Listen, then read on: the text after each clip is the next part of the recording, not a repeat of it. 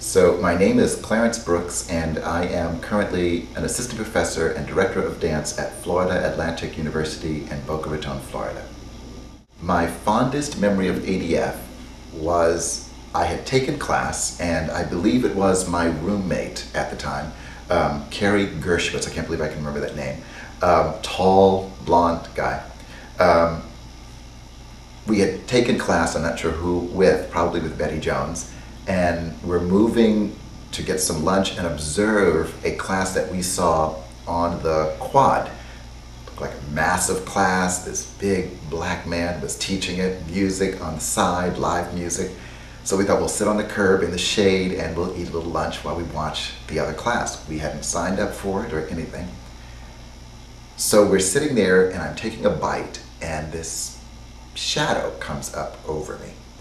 And I kind of looked down at the feet, and they were massive, and I started to look up the body and all the traditional outfit that this man is wearing, and I look up and he says, we don't permit people to watch. So I thought, oh, I'm sorry, I didn't mean to impose, like being polite, and so I started to pack up my lunch. And he said, what are you doing? And Carrie and I kind of look at each other and we think, well, we're gonna leave. He says, that's not what I said. So now we're in complete confusion, trying to figure out, okay, we're not supposed to watch, but he's not letting us go. And he says, you have to participate. So then we're in further confusion because we didn't pay for the class.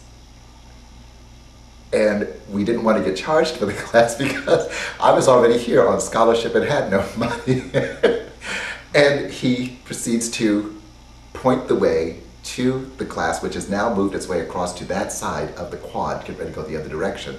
And we're trying to immediately pick up the combination. We weren't dressed for class or anything.